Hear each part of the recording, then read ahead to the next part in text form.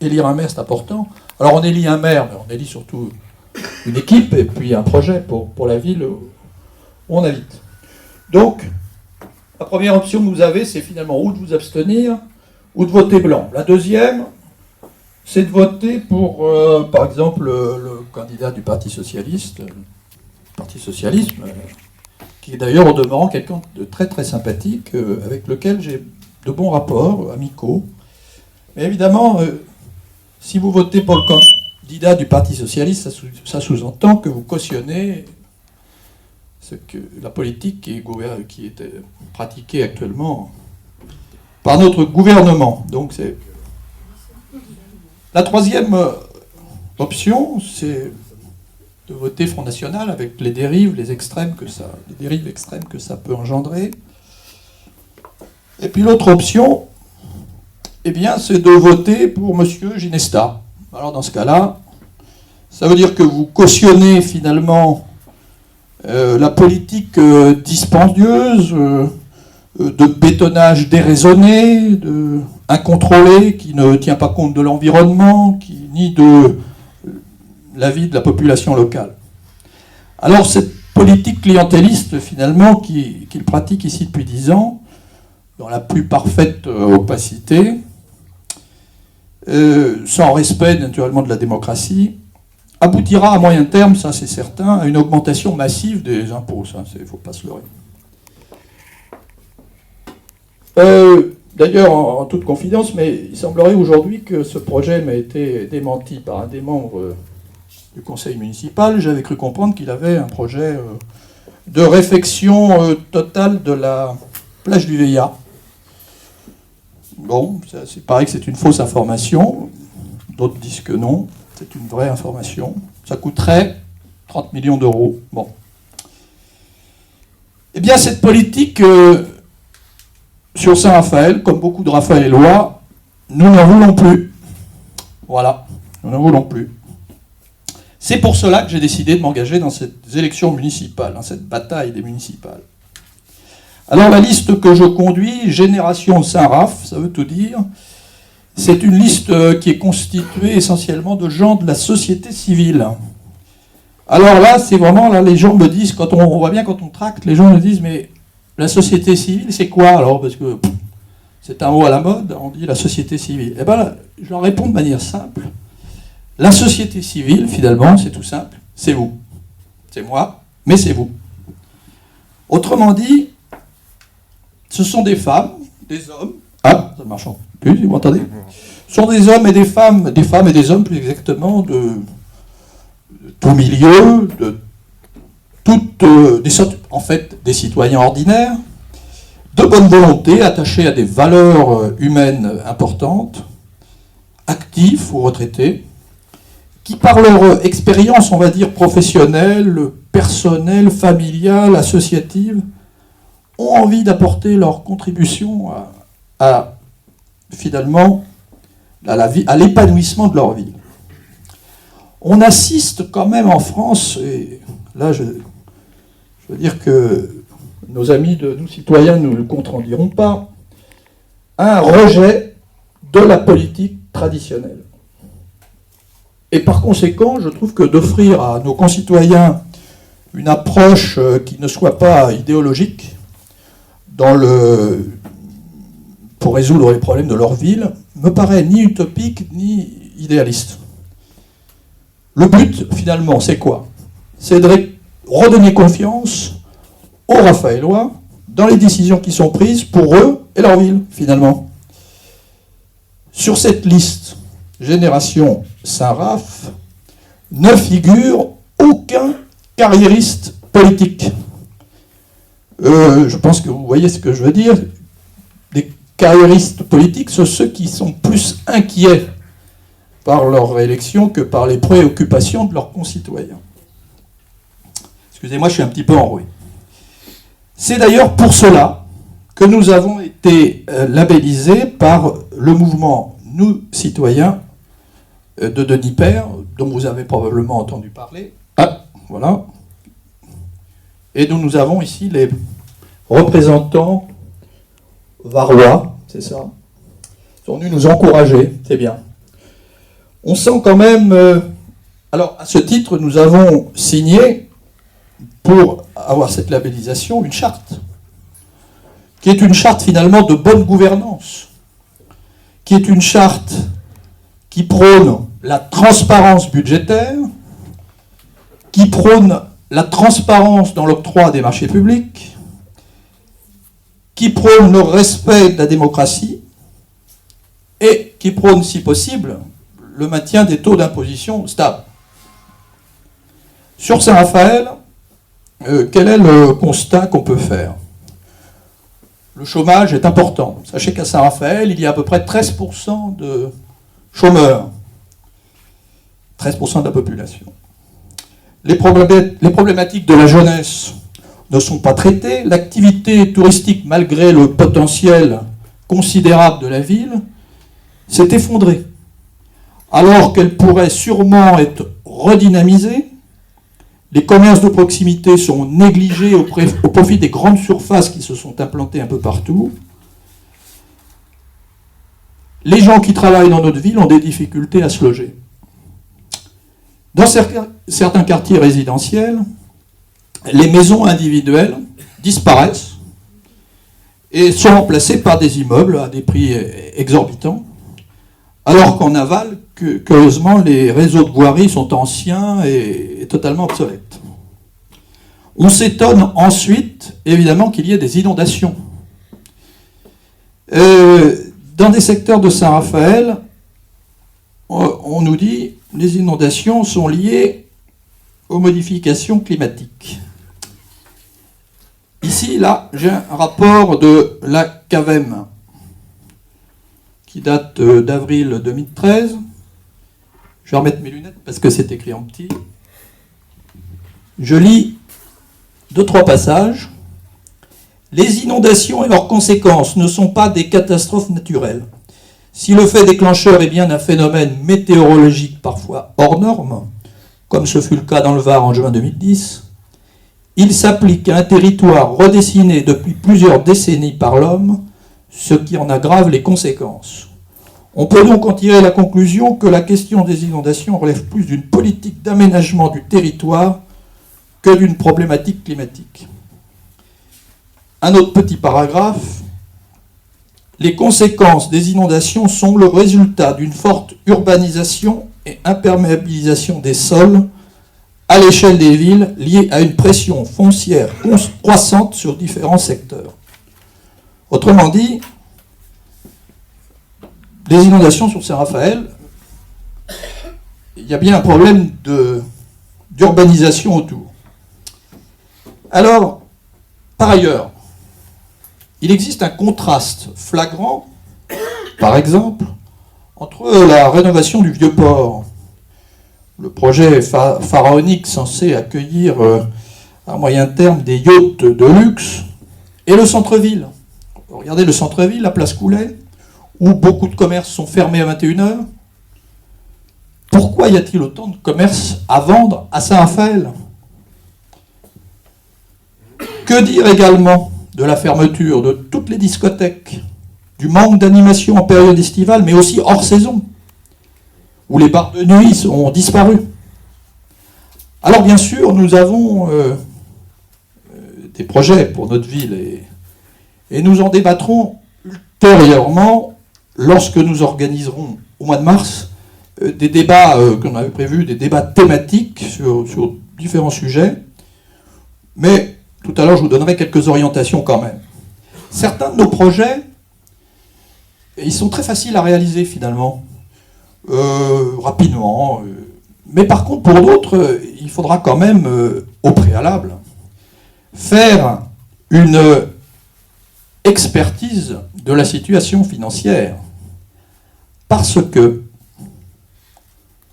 notre premier objectif sera la transparence. C'est important. N'oublions pas que Saint-Raphaël, pour ceux qui ne le savent pas, c'est la ville aux 7 budgets. Alors vous avez le budget de la commune. Celui-là, à la limite, on pourrait avoir un droit de regard dessus. On a une conseillère municipale ici qui doit pouvoir nous en dire là-dessus. Et puis vous avez 6 autres budgets. annexe la CAVEM, la CCAS, la Régie des ports, la Régie des parkings, l'Office du tourisme et le fameux PPP, partenariat privé-public. D'ailleurs, à ce propos, je fais une parenthèse en disant qu'à partir de cette année, les conseillers municipaux de l'opposition auront la chance de pouvoir siéger à la CAVEM. Ils auront des postes.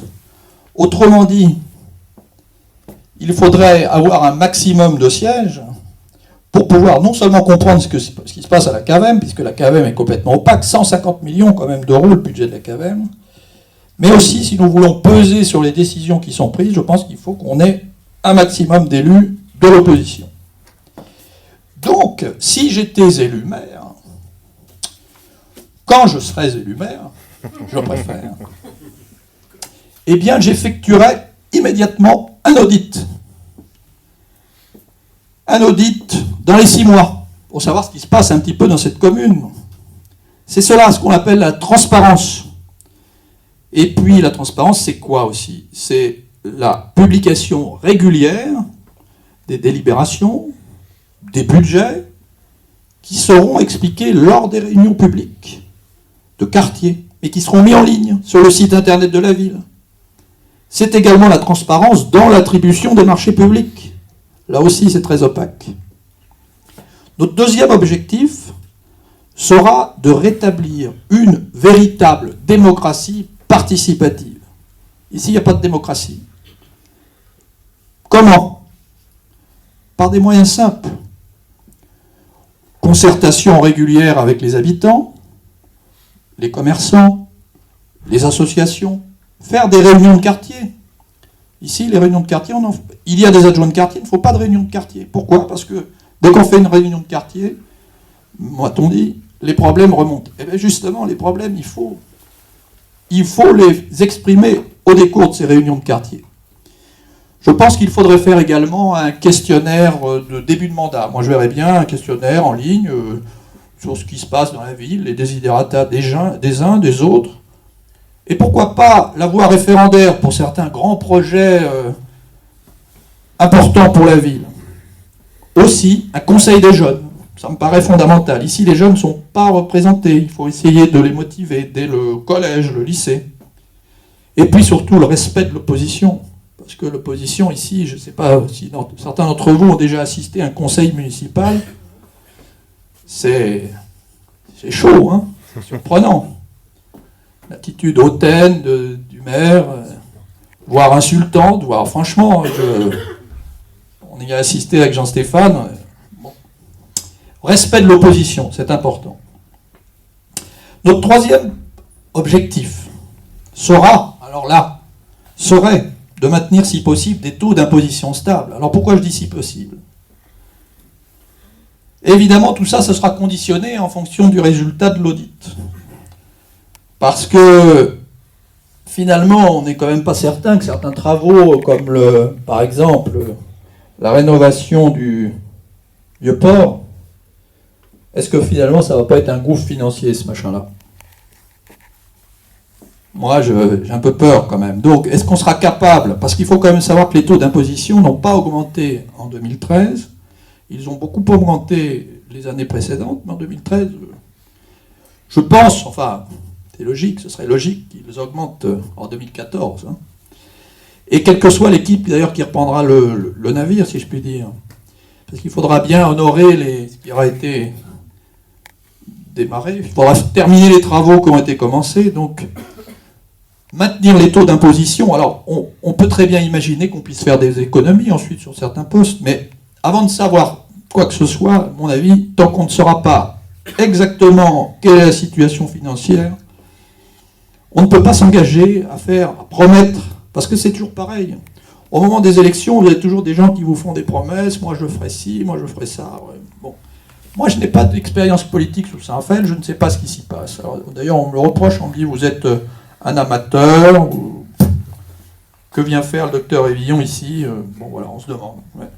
Et oui, c'est justement ce qui est intéressant, c'est là la société civile qu'elle doit intervenir, justement. On est dans cette mouvance-là. Donc notre troisième objectif, maintenir les taux d'imposition, ma foi, on fera ce qu'on peut avec ce qu'on a, ça c'est sûr. Alors, comme je vous l'ai dit tout à l'heure, nous avons des projets pour Saint-Raphaël, projets que nous détaillerons lors des réunions thématiques que l'on va faire au mois de mars, parce que tout ça, ça va monter un petit peu en puissance. Mais déjà, je peux vous donner quelques orientations. Alors, premièrement, déjà, il faut agir, ça je pense que c'est prioritaire, sur le développement économique, parce que si on n'a pas une politique sur le développement économique, on ne crée pas de richesse, on ne crée pas d'emploi. Donc, il faut agir sur le développement économique, qui est créateur d'emplois. C'est fondamental. Alors, on a un projet, enfin j'ai un projet, mais on a un projet phare, on va dire, différent un petit peu des autres, parce que relancer l'activité, le développement économique, ça peut vouloir dire tout et pas grand-chose. Mais nous, on a un projet précis. Le projet phare qu'on envisage, c'est création d'un pôle, ici sur Saint-Raphaël. Il faut quand même savoir que Saint-Raphaël, démographiquement, c'est 60 ans et plus, c'est 40% de la population. Donc, l'idée, c'est de créer sur Saint-Raphaël un pôle technologique sur le maintien à domicile, justement. Car la population, donc, qui représente près de 15 000 personnes de plus de 60 ans, sont des gens qui vont vouloir vivre à domicile jusqu'à la fin, dans les meilleures conditions de sécurité, dans les meilleures conditions de soins, etc. Et je pense que là, actuellement, qu'est-ce qu'on a dans les grandes villes? On a, vous savez, le traditionnel, le téléalarme, le petit bouton sur lequel on appuie quand on tombe. Seulement, le problème, c'est que quand on tombe, des fois on tombe, puis on ne peut plus appuyer sur le petit bouton. Combien de fois? Et il existe des technologies maintenant modernes qui sont extraordinaires. Dans la domotique, dans tous les capteurs de paramètres médicaux, de détecteurs de chute, etc. C'est considérable. Et il y a donc, à travers dans ce domaine, une manne, dans le sens où beaucoup d'entreprises qui travaillent dans cette technologie-là pourraient venir, on pourrait imaginer qu'elles viennent s'implanter ici sur Saint-Raphaël ou dans la région pour, à moyen terme, que nous soyons en mesure d'équiper tous les foyers qu'ils souhaiteront des systèmes performants pour, outre la télésurveillance d'ailleurs, mais également sur la propre personne. Détecteur de chute, je disais tout à l'heure, détecteur de passage. Un exemple. J'ai mon père qui est assez âgé, il a 87 ans, et la nuit, il a envie de faire pipi, alors il cherche sur sa table de nuit, il n'arrive pas à allumer la lumière, bon, ça ne marche pas, il cherche sa lampe de poche, il allume la lampe de poche et il va aux toilettes. Maintenant, il y a des systèmes sophistiqués, hein, vous êtes dans votre lit la nuit, vous dites pipi, hop, ça s'allume, mais c'est mine de rien, c'est de la technologie, ça. Hein. Quelqu'un qui reste 2 heures dans sa salle de bain, il y a des détecteurs de mouvement, on dit, mais ça, c'est pas normal. Donc, franchement, il y a dans ce domaine beaucoup d'entreprises qui sont spécialisées là-dedans et qui pourraient faire un travail. On pourrait imaginer que Saint-Raphaël devienne un pôle technologique dans ce domaine. Il faut également toutes les associations et les entreprises qui interviennent dans le maintien à domicile. Moi, l'idée que j'ai, c'est essayer de fédérer un petit peu toutes ces associations, d'une part, les faire adhérer à un cahier des charges strict, avec une charte de qualité. Il y a un deuxième exemple comme ça qui vient à l'esprit, toujours mon père. Il rentre chez lui un soir un peu tard, vers 11h30, il casse sa clé dans la serrure à Roquebrune, pas loin. Et que fait-il? Il n'ose pas m'appeler, il va frapper chez son voisin en face, qui lui dit « Vous inquiétez pas », il essaye, il n'y arrive pas. Bon, bref, ils appellent le serrurier de garde un soir. Finalement, ils ne trouvent personne, ils appellent SOS Serrurerie à Nice, ou je ne sais pas où. Un monsieur vient dans l'heure, lui débloque sa porte, et puis il lui dit bah, « Monsieur, maintenant il va falloir changer la serrure. Donc si vous voulez, demain je viendrai vous changer la serrure. » Mon père dit bah, « Bien sûr, je ne vais pas rester sans serrure. » Le monsieur est venu, lui a pris 2500 €, lui a changé une petite serrure, toute simple. Donc ça, les personnes âgées sont souvent abusées par tout un tas de démarcheurs de ce genre. Donc si on arrive à fédérer un petit peu toutes ces associations qui vont dans le la livraison des repas, les associations d'infirmières, d'aides-soignantes, les auxiliaires de vie. Et du coup, je voudrais créer une école d'auxiliaires de vie sur Saint-Raphaël et également un centre, on va dire un institut de la longévité ou du vieillissement, mais ça c'est un peu moins vendeur, mais un institut sur la longévité. Donc ça c'est donc mon premier projet. On pourrait tout aussi bien créer des pôles technologiques, par exemple, sur toutes les énergies renouvelables. On est quand même dans un endroit ici où il y a le soleil, le vent, la mer, il y a tout un tas de choses qu'on pourrait travailler là-dessus. Bon. Donc, développement économique, ça nous paraît un secteur porteur. Deuxièmement, il faut soutenir les commerces locaux. Parce que les commerces locaux, ils sont eux-mêmes créateurs de richesses, ils embauchent quand même du monde, c'est quand même important. Et nous avons eu l'occasion de rencontrer, bon c'est évidemment un peu marginal, mais on est allé à des réunions avec les commerçants, ce qu'on appelle les bonnets rouges, ces gens un peu excédés là, bon, sur Saint-Raphaël. Donc la problématique des commerçants ici, il faut les écouter, les commerçants, il faut essayer si possible. Vous avez toute cette région, la place Coulet. Il y a sûrement dans ce secteur à prévoir un aménagement urbain intéressant. On peut faire des rues piétonnes, des vraies rues piétonnes.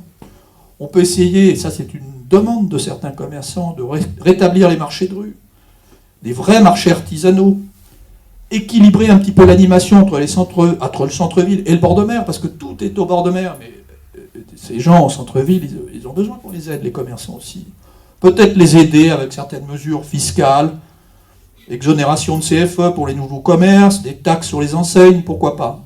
Je pense qu'il faut, les commerces de proximité, il faut les aider. Ensuite, il y a un autre poste qui est important, c'est redynamiser l'activité touristique.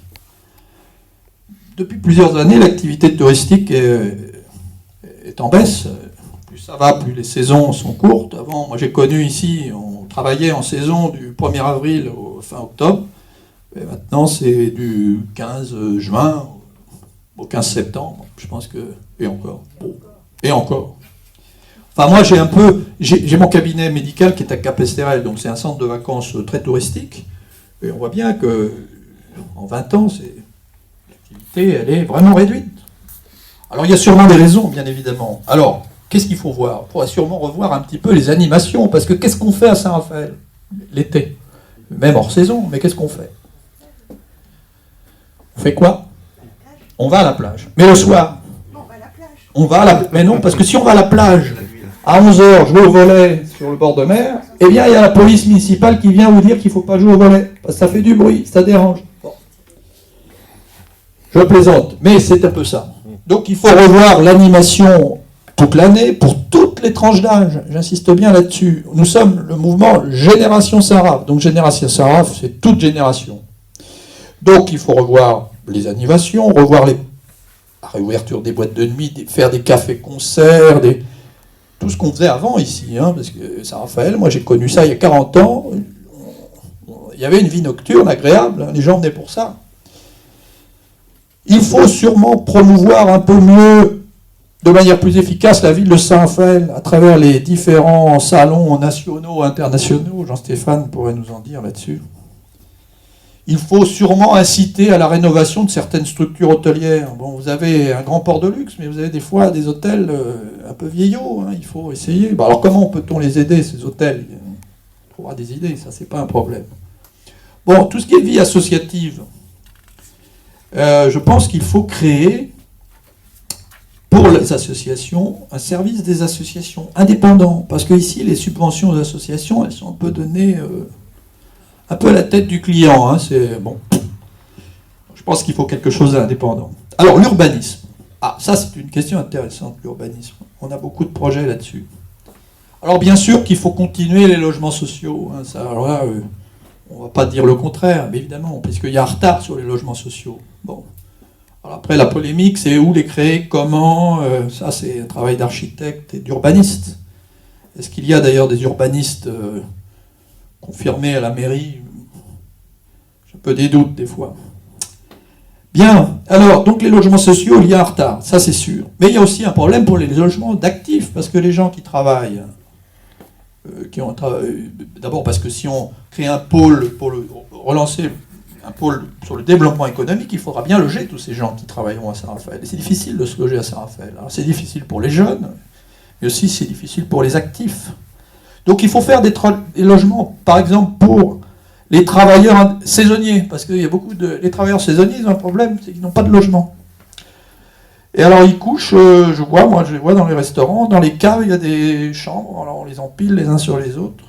Et ça fonctionne comme ça, hein. Il y a pas... Moi je l'ai vu de mes propres yeux, hein. Je suis allé voir des gens malades dans des caves, ils sont là 4 mois enfermés, bon bref. Donc des logements pour saisonniers, ça c'est fondamental. Il faut des logements sociaux, il faut des logements pour saisonniers, il faut des logements pour tous, quoi, finalement. Il faut sûrement réfléchir à une adaptation du PLU en fonction à la fois des quartiers, mais aussi des desiderata des gens dans ces quartiers. Parce que, ce que je disais tout à l'heure, il est quand même anormal que dans certains quartiers préservés de la ville, on construit des immeubles de luxe, toujours par hasard, par les mêmes promoteurs d'ailleurs, sans aucune concertation avec les habitants du quartier. Ça, c'est quand même anormal. Il faut sûrement renforcer les aménagements pour les handicapés, parce qu'il y a beaucoup de difficultés pour les handicapés ici, mine de rien. Vous avez des places d'handicapés, vous sortez de la voiture, vous avez 4 marches d'escalier. Pas bien, il y a des raisonnements comme ça. Bon. Il faut sûrement renégocier les contrats pour les marchés publics aussi. Il y a sûrement matière à faire des économies. Là. Après, vous avez un domaine qui est intéressant, c'est l'environnement.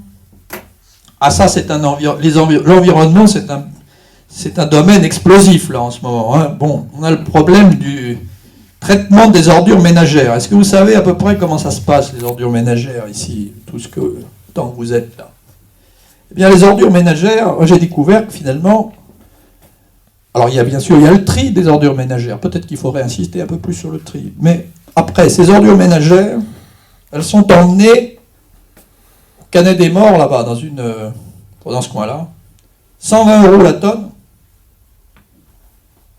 alors qu'a priori, on pourrait les emmener à Bagnols, puisqu'à Bagnols, vous savez que les ordures ménagères, c'est géré par le SMIDEV, pour l'instant, mais ça va être géré après par la CAVEM. Alors là, il y a encore un mystère. Pourquoi les ordures sont-elles emmenées si loin, alors qu'elles pourraient être emmenées beaucoup plus près pour 3 fois moins cher?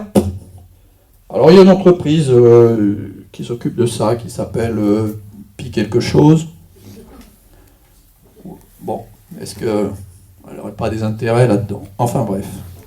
Il y a sûrement quelque chose à faire pour les ordures ménagères. Là, c'est important. Et il y a d'autant plus quelque chose à faire, c'est que dans certaines régions, pays d'ailleurs, les déchets organiques sont retraités.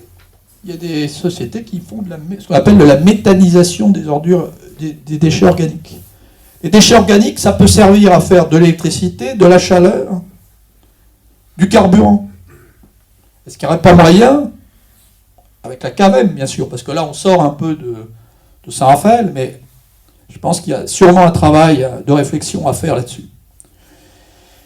Alors il y a dans un domaine, dans l'environnement justement, il y a aussi un autre domaine, celui dont je parlais tout à l'heure, qui est un problème dramatique, c'est celui des inondations.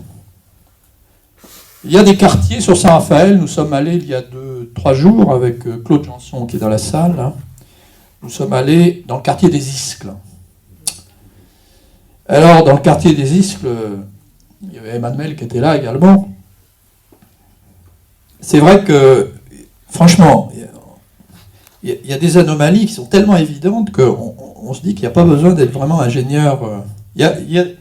Vous avez un problème de vase communicant là-bas, bon, certes, à régler de manière urgente. Parce que ces gens-là, on a discuté avec un riverain, là, ils vont être obligés d'investir dans des espèces de systèmes là, pour bloquer leur cage d'immeubles parce que tout est inondé régulièrement. Ils en sont à la 3e ou 4e alerte là, depuis le début de l'année, enfin, bon, depuis l'année dernière, fin décembre.